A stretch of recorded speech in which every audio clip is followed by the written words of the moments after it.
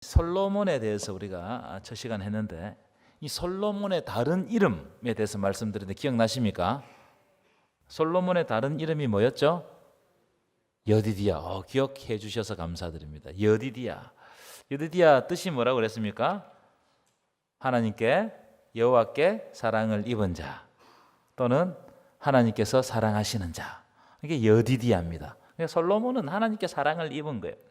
제가 오늘 솔로몬에 관해서 설교를 준비하면서 왜 하나님이 솔로몬에게 여디디야라는 이름을 주시고 그것을 우리에게 알게 하셨을까? 이게 좀 궁금했어요. 그래서 묵상하다가 제가 이런 생각을 했습니다. 여디디야는 솔로몬에게 주신 이름이기도 하지만 오늘 말씀을 듣고 있는 우리의 이름이기도 하다. 저는 그렇게 생각했어요. 솔로몬의 이름이 여디디야죠. 하나님께 사랑을 입은 자. 그런데 그게 솔로몬만의 이름이냐? 그게 아니고 이 여디디야 이름은 이 솔로몬을 통해서 우리에게 고백하시는 하나님이 우리에게 지어주신 이름이라고 생각했어요. 여러분, 우리가 바로 하나님께 사랑을 입은 자인 줄 믿습니다. 하나님께 사랑이 있지 않았으면 여기 앉아 있을 수가 없어요. 여러분, 사랑은 관계적인 용어죠. 관계적인 용어. 여러분, 사랑은 감정적인 용어가 아닙니다. 물론 사랑 안에는 감정이 있어야 돼요. 이 감정이 있어야 사랑이 출발하죠. 굉장히 중요한 겁니다. 그러나 감정만으로 사랑을 이어가기가 쉽지가 않아요. 사랑의 속성을 여러분 가만히 살펴보면 이 감정보다 더 중요한 게 뭐냐면은 아주 특별하고 소중한 관계를 맺을 때 그때 비로소 사랑이 싹 틉니다. 어떤 사람이 나에게 어떤 특별한 만남, 소중한 만남, 그리고 그런 만남을 가지다 보면 그 사람이 세상에 무엇과도 바꿀 수 없는 상태가 될 때 그때 우리는 고백을 하죠. 사랑한다고 고백합니다. 아마 여러분들도 다 그렇게 고백하고 결혼하셨을 거예요. 여러분, 아무 관계 없는 사람을 사랑할 수 있어요, 없어요? 나는 아무 관계, 처음 보는 사람을 사랑할 수 없죠. 그래서 사랑은 관계적인 용어라는 거예요. 관계를 깊이 맺으면 맺을수록 그 사람과 뗄 수 없는 사랑의 깊은 관계로 나아가는 거예요. 그래서 하나님께서 솔로몬의 이름을 여디디야로 지어주셨다. 내가 너와 깊은 관계를 통해서 너를 어떻게 하시겠다고요? 사랑해 주시겠다. 이 쏙뜻이 있다고 생각합니다.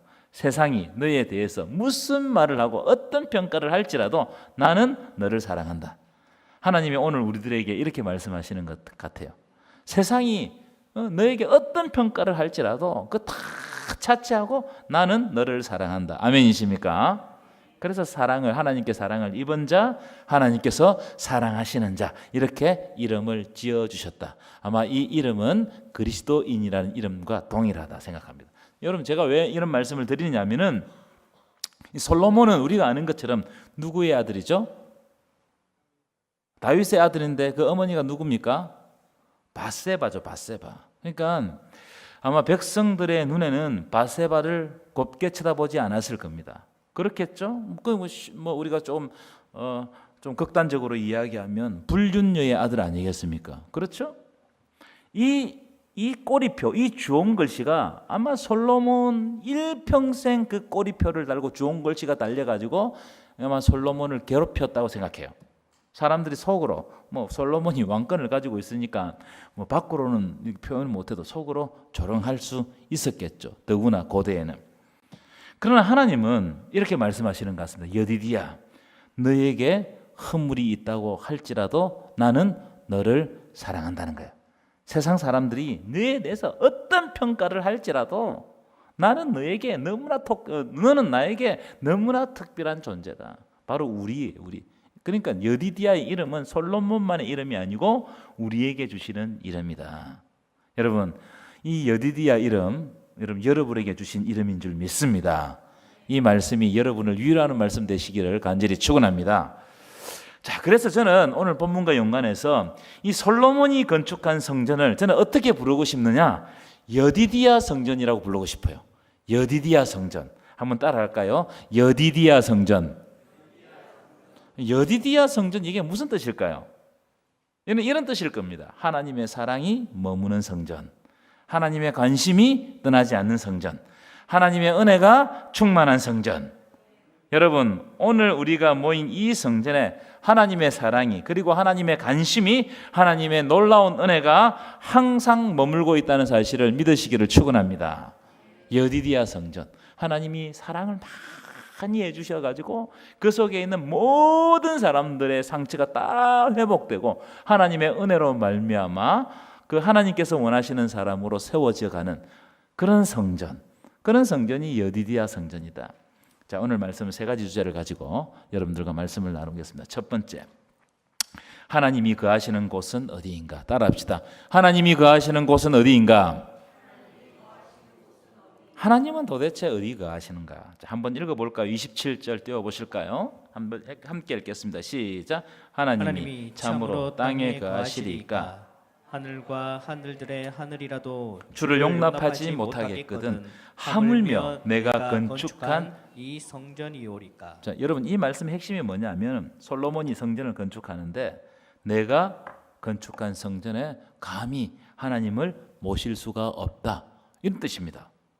성전을 아무리 아름답게 건축해도 이 성전에 하나님을 온전히 모시는 것은 불가능하다. 하나님이 참으로 이 땅에 거하시리까 하늘과 하늘들의 하늘이라도 주를 감당하지 못하겠거늘.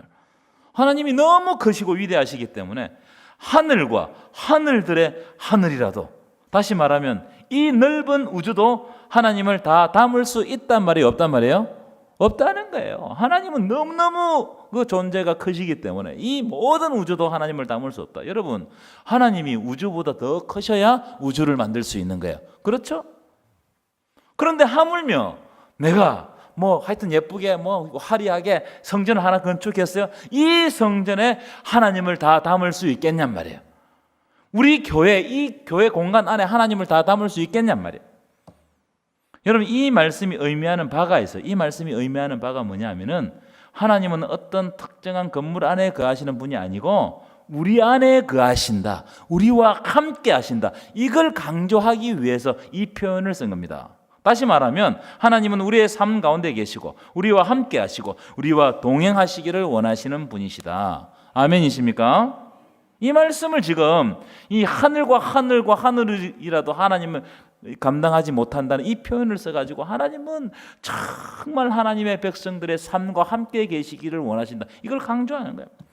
그래서 그런 하나님을 뭐라고 부르느냐? 움직이는 하나님, 하나님의 백성들과 함께 움직이는 하나님, 그걸 동행이라고 그러잖아요.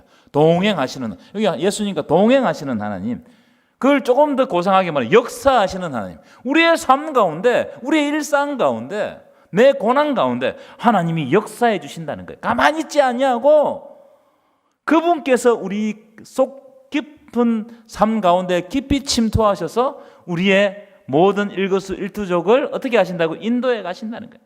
하나님은 어떤 한 곳에 고정된 분이 아니다. 제가 오늘 이 말씀을 탁 묵상하는데 떠오르는 한 장면이 탁 떠올랐어요.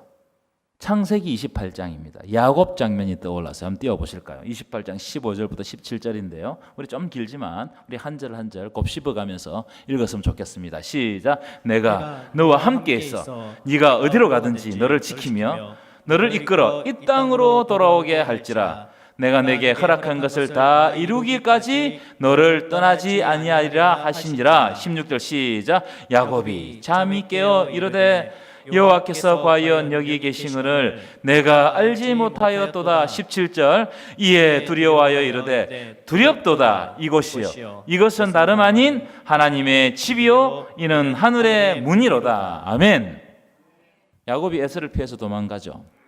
막 에서한테, 아버지한테 사기를 치다가 걸려가지고 죽을 뻔했습니다. 그래서 도망가는 겁니다. 야곱은 자기의 고향을 떠나면 하나님이 자기와 함께하지 않는 줄 알았어요. 이 고대 사람들의 신과는 어떤 신관을 가지고 있느냐 하면은 어떤 신은 어떤 특정한 곳만 다스린다고 생각해요. 그러니까 야곱이 자기 고향을 떠나면 하나님이 더 이상 자기의 삶 가운데 역사하지 못한다고 고대 사람들은 다 그렇게 생각했어요. 그래서 야곱은 엄청난 절망을 안고, 왜냐하면 지금 내가 아버지 곁을 떠나면 하나님도 나와 함께 하지 않으니까 아버지 곁을 떠나는 것은 이 엄청난 절망입니다. 엄청난 절망을 안고 형을 피해서 도망가다가 광야 들판에서 베개 별 게 없어서 돌베개를 베고 참 두려운 가운데 잠을 잡니다. 그런데 그때 하나님이 어떻게 하십니까? 꿈에 사닥다리를 통해 가지고 천사들을 보내주시고 야곱을 지켜주시는 장면을 야곱이 꿈을 통해서, 환상을 통해서 보게 되는 겁니다. 그리고 이렇게 약속하십니다. 금방 말씀 읽었죠. 15절 보시면 내가 너와 함께 있어 네가 어디로 가든지 너를 지키며 너를 떠나지 아니하겠다는 거예요. 야곱이 깜짝 놀랐습니다. 내가 그 우리 아버지 이삭이 섬기는 그 땅을 떠나면 나는 하나님과 완전히 분리될 줄 알았는데 그게 아니고 내가 너와 함께 있어 네가 어디로 가든지 너를 지키면 내가 떠나지 않겠다는 거예요. 그래서 야곱이 잠을 깨서 뭐라고 이야기하느냐, 이렇게 선언합니다. 여호와께서 과연 여기 계시거늘, 지금 이 광야에 나와 함께 계시거늘 내가 알지 못하였도다. 그래서 지금 자기가 서 있는 이 땅을 뭐라고 이야기하냐면 이곳은 다름 아닌 하나님의 집이요 하늘의 문이로다. 지금 내가 있는 이 땅이 광야인데 아무도 없는데 내가 있는 이 땅이 바로 하나님의 성전이다 이 말이에요. 여러분, 나의 삶의 자리가, 그리고 나의 환난의 자리가, 내가 고통받는 자리가 때때로 나는 또 도망할 때도 있죠. 이 도망하는 자리가 하나님이 함께 하시면 그 자리가 바로 성전이 되는 거예요. 여러분은 하나님과 함께 하시는 줄 믿습니다. 지금 내가 엄청난 고난을 받을지라도, 때때로 야곱처럼 도망 다닐지라도, 솔로몬, 속으로 사람들이 솔로몬을 조롱했을 겁니다. 근데 하나님은 나를 떠나지 않고 나와 함께 계신다는 거예요. 그걸 깨닫고 하나님께 예배하는 그곳이 바로 성전이라는 거예요. 그래서 여러분, 우리는요 성전의 삶을 살아가는 사람들입니다. 믿으십니까? 내 자리에 하나님이 함께 계십니다.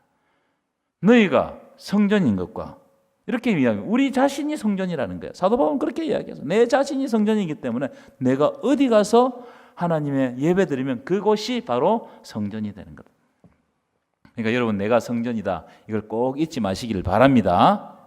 두 번째, 성전은 오늘 본문에 보면 하나님의 이름을 두신 곳이라고 말씀하고 있어요. 성전은 누구의 이름을 두신 곳이라고요? 하나님의 이름을 두셨다. 자, 29절 보실까요? 제가 읽으라 하는 부분까지만 읽어주시면 좋겠는데요. 주께서 전에 말씀하신 곳, 내 이름이 있으리라, 이까지만 읽겠습니다. 시작. 주께서 전에 말씀하시기를 내 이름이 거기 있으리라. 이 하신 이곳이 성전이라는 거예요. 내 이름을 두리라.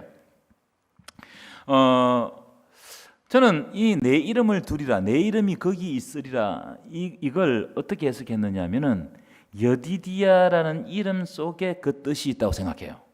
제가 앞에서도 말씀드렸지만 솔로몬은 다윗의 부끄러움 속에서 태어난 사람입니다. 그렇죠? 그런데 하나님이 솔로몬에게 여디디아라는 이름을 주셨어요. 이게 무슨 뜻이겠습니까? 하나님이 그분의 사랑으로 솔로몬의 모든 허물을 덮어주시겠다 이 말이에요. 솔로몬에게 허물이 있어요. 사람들의 손가락질 당합니다. 근데 하나님이 여디디아, 그분의 사랑으로 솔로몬의 모든 허물을 다 덮어주시는 거예요. 그런데 그 하나님께서 그 허물 많은 솔로몬이 지은 성전에 자기 이름을 두시겠다는 거예요.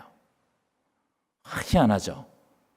그러니까 여러분, 우리가 허물이 많지만 우리의 삶 가운데 성전을 이루어서 우리가 살아가면 하나님은 우리의 삶 가운데 우리의 하나님의 이름을 두시네요. 아멘이십니까? 놀라운 그 발견입니다. 두 가지 뜻이 있다고 생각하는데, 첫 번째, 하나님이 이름을 두셨다는 말은 하나님 자신이 스스로 낮추셔서 솔로몬이 만든 성전에 오셔서 내가 거기서 솔로몬을 만나줄 것이다, 하나님의 백성들을 만나줄 것이다, 이런 뜻을 가지고 있다고 생각합니다. 여러분, 사람이 만든 성전은 사람이 보기에는 훌륭하고 화려해 보일지 모르나 하나님 보시기에는 별것 아닙니다. 그렇겠죠? 우리가 아무리 훌륭한 성전을 짓고 화려하게 지어도 그건 사람들 눈에 야 멋지게 지었다 이렇게 할 뿐이지, 하나님이 그걸 보고 야 위대하다 그렇게 말씀하시겠어요? 예전에 미국에 수정교회가 있었어요. 교회를 수정으로 지었습니다. 어마어마했어요. 어마어마했어요. 어떻게 교회를 저렇게 짓냐. 크리스탈 교회 엄청났습니다. 교회 넘어가 버렸어요. 사람들이 없는 거예요. 사람들이 막 칭송했습니다. 어떻게 저런 교회가 있을 수? 그러나 그것은 하나님의 눈에는 별것 아니에요. 건물은 별것 아닙니다. 그와 똑같은 위치로 내가 어떤 큰 성공을 거두고 사람들이 알아줄 만한 일을 하고 이러면 하나님이 나를 자랑스러워 하실까요? 그건 세상적인 관점이에요. 그렇게 하면 하나님이 알아준다고 생각하는 사람들이 있을 수 있어요. 근데 그런 건 아닙니다. 내가 어떤 큰 성전을 짓고 내가 위대한 일을 해서 하나님이 만나주시는 것이 아니고 내가 지금 죄 중에 있을지라도 내가 여전히 부족하고 형편없을지라도 하나님이 내게 오시기로 결정하고 오시면 우리가 하나님을 만나는 거예요. 믿으십니까? 이 무슨 말이냐? 하나님의 결정에 달려있다는 겁니다. 하나님이 자신을 스스로 낮추고 오시면 그때 비로소 우리가 하나님을 만날 수 있는 거예요. 그러니까 여러분 우리가 생각하는 구조, 하나님이 우리를 찾아오시는 구조는 정반대입니다. 우리는요, 우리가 열심히 뭔가를 해가지고 하나님을 감동시키면 하나님께서 만나 주신다고 생각하는데 그렇지 않다는 거예요. 우리가 아무리 열심히 해도 하나님 입장에서 보면 그거 별거 아니에요. 아무것도 아닙니다. 여러분, 하나님이 오실 때 우리가 하나님을 만나는 거예요. 믿으십니까? 그래서 하나님께서는 이미 우리에게 큰 은혜를 주셨어요. 만세 전에 그리스도를 보내심으로 우리를 구원하시기로 작정하셨어요. 그러니까 우리는요, 그 자비로우신 하나님의 사랑에 의해서 하나님의 백성이 된 것이지 내게 무슨 능력이나 자격이 있어서 하나님의 백성이 된 것 아니다. 이걸 분명히 해야 돼요. 이것을 오늘 본문과 연관시키면 하나님이 스스로 낮추시고 우리 속으로 찾아오신다는 거예요. 그러니까 여러분, 하나님이 높은 하늘에만 계시면 우리를 만날 수 있겠습니까? 하나님께서 스스로 낮추시고 이 땅 가운데로 오시고 우리를 만나 주실 때 그분의 사랑, 그분의 은혜를 체험하는 겁니다. 이게 여디디아고 여디디아 성전의 개념이에요. 오늘 우리가 참 갈급한 마음으로 하나님 앞에 나온 줄 믿습니다. 하나님께서 낮은 곳으로 오셔서 우리 가운데 오셔서 우리를 만나 주시고 은혜를 주실 줄 믿습니다. 그 은혜를 사모하는 저와 여러분 되시기를 간절히 축원합니다. 두 번째, 내 이름을 두시겠다는 말씀은 하나님의 명예를 걸고 우리를 지켜주시겠다는 뜻입니다. 하나님의 이름의 명예를 걸고 우리를 지켜주시겠다. 여러분, 하나님은 우리를 반드시 지켜주시는 줄 믿습니다. 그 대표적인 예가 예수님이에요. 자기의 외아들을 이 땅 가운데 보내시고 십자가에서 죽게 하심으로 우리를 구원하셨다는 겁니다. 그래서 여러분, 우리에게 환난이 닥치고 내가 원하지 않는 일이 내 삶 가운데 펼쳐지더라도 절대로 두려워하지 마시기 바랍니다. 홍해의 길을 여시는 하나님께서 자신의 이름을 걸고 우리의 길을 열어가실 줄 믿습니다. 그걸 확신하세요. 저는요, 제 삶을 보면 하나님이 내 삶의 길을 열어가신다고 확신해요. 한번 보십시오. 얼마나 부족합니까? 뭐 키가 큰 것도 아니고 얼굴이 잘생긴 것도 아니고 뭐 머리숱이 많은 것도 아니고 뭐 하나도 뭐 남고 뭐 나누어질 만한 게 하나도 없습니다. 연약하죠. 뭐 건강한 것도 아니죠. 아무 자격도 없습니다. 그런데 때때로 제가 참 감사하게 여기는 게 뭐냐면 그럼에도 불구하고 하나님이 사용하신다는 거예요. 그럼에도 불구하고 여러분들도 마찬가지인 줄 믿습니다. 그래서 사도 바울이 뭐라고 고백하느냐? 하나님께서는 세상에 미련한 것들을 택하사 지혜 있는 자들을 부끄럽게 하시고 세상에 약한 것들을 택하사 강한 자들을 부끄럽게 하시고 세상에 천한 것들과 멸시받는 것들과 없는 것들을 택하사 있는 것들을 부끄럽게 하신다는 거예요. 여러분, 이 말씀이 여러분에게 주시는 말씀인 줄 믿습니다. 이게 하나님의 방법이에요.